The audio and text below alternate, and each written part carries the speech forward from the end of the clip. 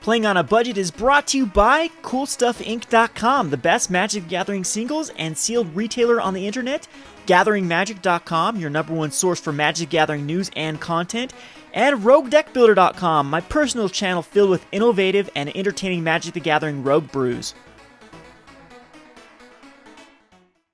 Hi there, it's Kevin with GatheringMagic.com, here with kind of an update to the blue, the Izzet Infectious Bloodlust deck. I thought that this deck would be better if I just toned it back down to mono red, and it actually gets a lot more budget without cards like Mana Confluence, and even the Shivan Reefs are something you can cut back on expenses by just playing basic Mountains. So this is the list that I've built. It reminds me a lot of the deck that we called 37 1-drops. It's one of the most, it actually is the most viewed playing on a budget video that I've ever done. One of the videos hit over, I believe, 60,000 views, and it was a very popular deck for new players. So I thought I'd revisit this with Infectious Bloodlust and the Abbot of Keral Keep really rejuvenating new life, breathing new life in this type of deck. So we're still going to use a lot of the typical 1-drops. In this case, we want any card that uses Prowess or Heroic. And so we have the Crusader, which puts a 1/1 soldier creature token with haste on the battlefield. And we also have the Hoplite that puts a permanent +1/+1 counter. And then the Swiftspear gets +1/+1 until end of turn. And you don't have to target the Swiftspear, that's a good thing about it. And then we have the Abbot of Keral Keep, which is Prowess, and the Mage-Ring Bully, which is kind of like our 5th and 6th Abbot. Even though so far with testing, I don't really like the Mage-Ring Bully because sometimes that has to attack is such a downer. As you get, it ends up being a dead card. You attack into like a Siege Rhino and can't kill it. And sometimes you want to bait your opponent into attacking you, thinking they're so far ahead.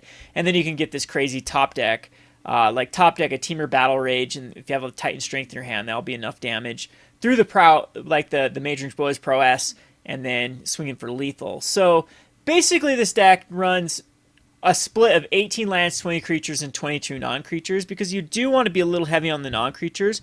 You don't have to have so many creatures out. You want to hit a 1-drop and then load it up with as many enchantments as possible. So as far as the enchantments, we're running Hammerhands, Dragon Mantle, and Infectious Bloodlust. The thing I like about the Infectious Bloodlust is every time a creature dies, you get to go search your library for one and put it into your hand. So it makes your next threat +2/+1 in haste. So it's really cool to throw this on a Hoplite. So say your first one dies and you have a backup one in your hand. You put down a Hoplite and then Infectious Bloodlust that you're actually going to be swinging in for 4. It's going to be a 4/3 haster on that turn. And so this deck is completely miserable for Control to face, because they keep wiping the board, and you make them wipe the board really quickly, because a Crusader can get out of control, or a Hoplite can get out of control, or the Swiftspear can just get in there for that early damage. And then any card off the top is threatening with the ability to Temur Battle Rage and Titan Strength and etc. etc. So Abbot of Keral Keep is one of those perfect top deck cards. Later game, when your board is wiped, they're down to really low life total, because this deck is notorious for doing like 5 damage on turn 2 and then over 10 damage on turn 3, and they're down to very low life total when they finally do stabilize. You can go an Abbot of Keral Keep into whatever off the top. By that point, you'll be able to play it.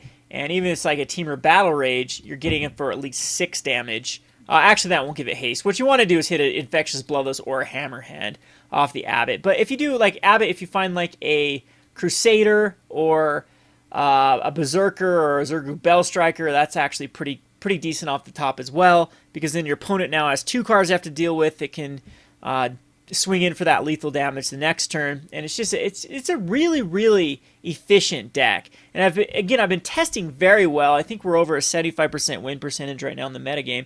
This is after the Pro Tour. So one of the problems is that it does do quite poorly against Joe Larson's mono red deck that runs a split of a lot of direct damage, like Wild Slash in the sideboard, and Lightning Strikes, and Exquisite Firecrafts, Stoke the Flames, etc., etc., etc. Because they drop a 1-drop and then kill everything you put out, and then we unfortunately can't really do that same plan until game number 2, when we can bring in our Twin Bolts and Roast and Wild Slash against them. But then cards like Eidolon, it just gives, they have a better deck at being able to play that route than we do. Our only hope against that type of deck is to throw out like an early Hoplite and get it bigger than any sort of burn can handle, and then that's how we win that matchup. So it can win the game. It is a little bit rough against the mono red aggro deck though, the traditional one. So what this deck has strengths against is it's done really well against Sultai control. In testing, I actually was able to fight through a Tasigur and not one, not two, but three Feed the Clans, and still was able to win. And the Tasigur absorbed 5 damage, so it was 35 damage. Den Protector as well, because that's one of the ways he got back a Feed the Clan was through a Den Protector that I had to go through. But I think it was double Temur Battle Rage that ended up winning that game, as both times it got in there for over 10 damage and kind of negated those Feed the Clans. And we're able to get in some massively early damage before they had any board presence whatsoever with the amount of tap lands the Sultai control runs. So the same thing with Abzan. I've been able to go through, I think the best match versus Abzan I've been able to go through was like a 2-Courser Krufix and a Siege Rhino, and was able to just push through those. And that's something that Mono Red Burn can't do. They have to use way too much resources, and it's very hard to beat a Courser and especially a Siege Rhino if it sticks. So the pros for this matchup is it just keeps on coming. The cons is it's not like a traditional mono red where you get in there for that early damage. You can rely on that, 4 damage to the face through a Exquisite Firecraft or Stoke the Flames, or 3 damage through Lightning Strike, or 3 damage through Searing Blood, or something like that. Like this deck can get hung up and not be able to push in that last bit of damage, but it is a lot better versus when people think they stabilize. I think this deck has potential of becoming more lethal than like a red deck. Like if you're far behind with a traditional mono red deck, say they're at 10 life, it's gonna be very hard for you to top deck your way out of it, or just run into enough ammo to get them down from 10 to nothing when they have a blocker out for your creatures. You draw into so many dead drops that do absolutely nothing. Whereas this deck, any card off the top could potentially swing it back into your way. And it seems to be that this deck gets off a lot more early damage than the regular mono red. As I said before, this is a deck that is notorious for doing 5 damage on turn 2. That is the most common scenario through like a Hoplite or a Crusader. Like one of my favorite draws is to go first turn Crusader into second turn like Swiftspear, and then you cast a Hammerhand on your Crusader, and then he gets a token, and the Hammerhand's Crusader's attacking for 2, the Swiftspear is attacking for 2, and the token is attacking for 1, and so that's 5 damage on turn 2. Other draws I've been able to do is like first turn Hoplite into second turn Hoplite and Hammerhand, and then you put a Hammerhand on a Hoplite, and the one that just came into play, and you swing in for at least 4, and you have 2 Hoplites out, and then the turn after that you can go like Coordinated Assault and Titan Strength, and you're swinging for insane amounts of damage on turn 3. I have got off turn 3 kills before. All of them have involved, of course, a Temur Battle Rage, but this deck can be incredibly lethal, and it is pretty consistent as well. And the low 18 land count is very nice in this format too. You don't have to draw into so many lands, whereas the traditional burn list right now, you're going to have to run like 20, 21, 22 if you're going to hit those hardcast those Stoke the Flames or Exquisite Firecraft. So anyway, there's not too much to talk about the prices for this one.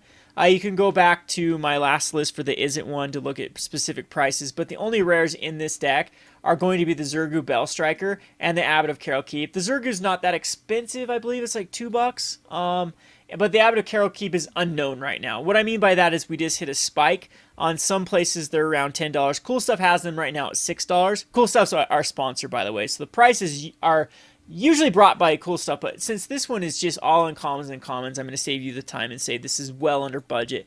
Besides the Abbots, which are right now sold out on Cool Stuff at $6, and probably going to go up from there, but they'll stabilize. They are just a rare out of a set that I believe is going to be open quite a bit, and yeah, we'll go ahead and get some matchups here. I'm going to try to do maybe an 8-man or some 2-mans and see how well it performs. in testing again, right at this point, I'm around a 75% win percentage with it. It has been doing phenomenal against mid-range decks, and it just attacks the decks, even the Drown in Sorrow and Languish decks. It seems to attack them at different angles, where a Hoplite can actually get out of range of a Languish quite easily, and even a Swiftspear can get out of range of it. And those are sorcery speed removals. Usually you've already got your value out of your creatures by that point. So let's get on to some matchups. No more babbling. This is Kevin with GatheringMagic.com. Thanks for watching. Thanks for watching Playing on a Budget. If you haven't already, please subscribe to Gathering Magic and check out our Playing on a Budget playlist, which contains every episode. Thanks again, and hope to see you soon.